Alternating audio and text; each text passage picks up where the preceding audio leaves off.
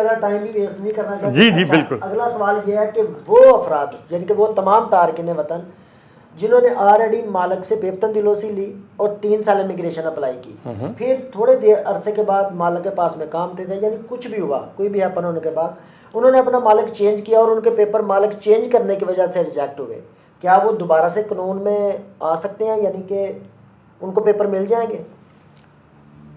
Μία περίπτωση, αυτή τη τεραετία νομοθέση λόγω εργασιακά που ήταν, ότι πρέπει να έχουν από το εργοδότη σύμβαση εργασία και υπεύθυνη δήλωση, τότε να καταθέσουν για 3 χρόνια. Ναι. Προηγούμενο νόμο που ήταν αυτό. Ναι. Αλλά ορισμένοι, οι περισσότεροι, ο εργοδότης ή δεν μπορούσε να συνεχίσει και δεν είχε άλλο εργοδότη. Μάλιστα. Με αυτή την περίπτωση τον απορρίψανε αυτό το αίτημα. Μπορούσε αυτός να αλλάξει εργοδότη, να πάρει από το καινούριο εργοδότη σύμβαση εργασία υπεύθυνη δήλωση και να καταθέσει στην περιφέρεια, μπορούσε να συνεχίσει με το καινούριο αίτημα με το ίδιο φάκελο, το ίδιο νομοθεσία. Τώρα μιλάμε για ποιον, μιλάμε έναν που είναι στην Ελλάδα. Ναι, εδώ νόμιμα που δώσανε την ευκαιρία. Εκεί, για 3 χρόνια. Εντάξει, υπήρχε εκεί μια δυνατότητα. Ναι. Όταν κάνουμε, προφανώς θα μιλάμε για ανανέωση βέβαια πλέον. Γιατί όχι, αρχική. Αυτά τα 3 χρόνια ήτανε όσοι μέχρι τα ημερομηνία αν έχουν εργοδότη, σύμβαση εργασία υπεύθυνη δήλωση, τώρα με το νέο νόμο μπορούν να καταθέσουν να προχωρήσει για 3 χρόνια. Παίρνανε βεβαιωσή. Αλλά ενδιάμεσα ο εργοδότης 1 μήνα, 2 μήνες, 3 μήνες δεν δουλεύει εκεί ή δεν βάζει τα ένσημα ή δεν το κάνει, πώς το λένε, δηλαδή συνεχίζει αυτός η συμπεριφορά. Είχε δικαίωμα αυτός εργαζομένος να αλλάξει το εργοδότη και να δώσει καινούρια σύμβαση και να συνεχίζει το φάκελό του. Εκεί τώρα δεν ξέρω αν δεσμευόταν ο εργοδότης να τον κρατήσει 2 χρόνια ή 3 στη δουλειά. Γιατί εκεί έχουμε και άλλα θέματα σε σχέση με τον εργοδότη.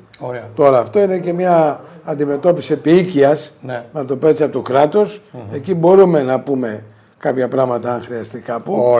Γιατί ναι, βέβαια, πάνω χάρη έκλεισε η επιχείρηση. Ναι, και βρήκα άλλη δουλειά. Δεν μπορώ να βρεθώ ξαφνικά έξω από την Ελλάδα γιατί δεν φταίω εγώ δηλαδή. Ο εργαζόμενος δηλαδή. Να το δούμε δηλαδή, με μεμονωμένες περιπτώσεις να τις δούμε αυτές.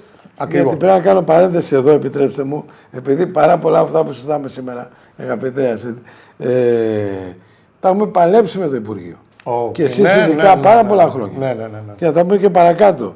9 μήνες γίναν 6 με τα καλούμενους, ότι γίνονται ανανεώσεις, πιέζουμε για ηλεκτρονικά συστήματα. Αυτά τα ζητάμε χρόνια τώρα. Ακριβώς. Δεν είναι ότι πέφτουν από τον ουρανό, γιατί... Σωστά. Λοιπόν, κάθε φορά, να πω κάτι πριν στο ερώτημα, με συγχωρείτε και κλείνω. Υπάρχει περίπτωση κάποιος άνθρωπος να αθωωωθεί στα δικαστήρια. Το έχω δει. Πάνε και λένε, δεν ξέρουμε ότι είναι τα πλαστά τα χαρτιά. Εμείς τα δώσαμε σε ένα δικηγόρο, σε ένα δικαστήριο. Και αθωώνονται από το ποινικό δικαστήριο. Αλλά η περιφέρεια μετά πρέπει να κάνει άλλο δικαστήριο. Η περιφέρεια σου λέει, εντάξει, αθωώθηκες από το ποινικό, αλλά εγώ είμαι κράτος. Πρέπει να κάνει και διοικητικό δικαστήριο για να πάρει. Καταλάβατε, είναι δηλαδή κάποια παιδιά μπορεί να το κάνουν αυτό που έχουν αθωωθεί. Λίγοι, αλλά μπορούν. Αυτό παρένθεση τώρα, γιατί είναι όλα μαζί γύρω από το είμαι νόμιμος, αλλά μπορεί να γίνω ξαφνικά παράνομος, γι' αυτό το απαντάω. हसीब और नाजरीन, इस सवाल पे जो है वो ये है कि जो कानून है, पहला जो आपका मालिक है, जब आप फर्स्ट टाइम आप 3 साल वाले सबूत पे आपको दिया गया है चांस कि आप जमा करवाएं, मालिक का पेफ्तिन दिलोसी और सिमवसी अरगासिया जमा करवाएं, आपकी फ़ाइल प्रोसीड होती है। बिटवीन 2 माह में, 3 माह में अगर वो मालिक जेन्युइन कोई वजह है तो वो आपको काम से निकालता है किसी भी वजह से, जो जेन्युइन होगी वो पेरिफेरिया लॉ के तहत उसको चेक करेगा, तब आप नया मालिक, लेकिन उसके लिए शर्त है कि नए मालिक की सिमवसी अरगासिया वो आपने पेरिफेरिया में जमा करानी होगी, तब जाके आपकी फाइल प्रोसीड होगी। अगर वो क्राइटेरिया नहीं आता तो फिर पेरीफेरिया आपके पेपर रिजेक्ट कर देगी। अच्छा, ये एक ऐसा इशू है, इस पे अभी काम हो रहा है।